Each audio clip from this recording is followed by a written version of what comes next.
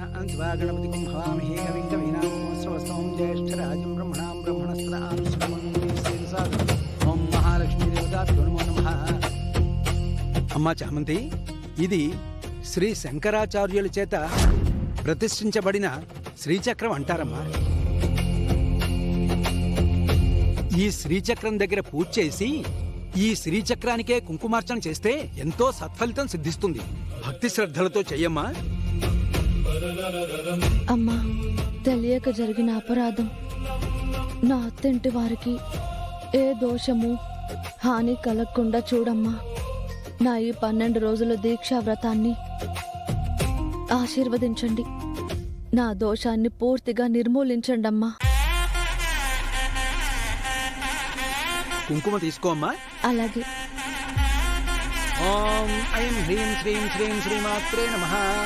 శ్రీమాత శ్రీ మహారాజీ శ్రీమత్ సింహాసనేశ్వరి చిదకీకుండ సంభూత దేవకాది సమద్విత యత్థాం సహస్రాభా చతుర్బాహుమండిత ఆగస్త్యరూపపాశాఢ్య క్రోధాకారాంక్షోజ్వల మనోహృతోదండ పంచతన్మాత్ర సాయక విద్యారుణ ప్రభాపూరమజ్యోత్బ్రహ్మాండ మండల చంపకాశోకపున్నాద సౌగంధి కలసత్తచ కుడిమణి శ్రేణీ కనకోటీర పండిత అష్టమీ చంద్ర విభ్రాజి జలిపిస్తల శోభిక ముఖ చంద్ర కళికాభా మృగనాథ విశేషక.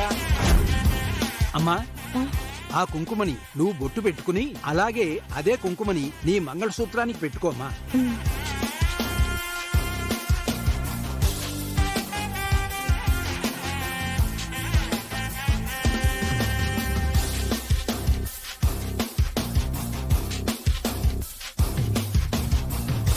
తౌలవదేశే జాతో బాలః హారతి బొమ్మ. కాంతారతని మంగళమాంగళ్యే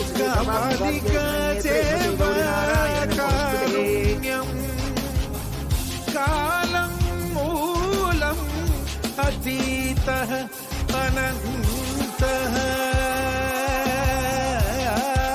మొదటి రోజు పూజ పూర్తయిందమ్మా.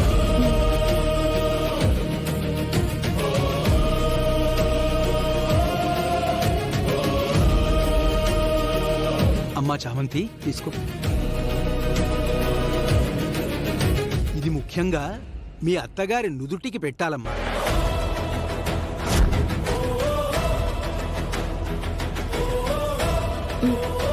మా అత్తగారికా శర్మ గారు? అవును చామంతి, అప్పుడే కుటుంబానికి మంచి జరుగుతుంది, దోష నివారణ జరగడం మొదలవుతుంది.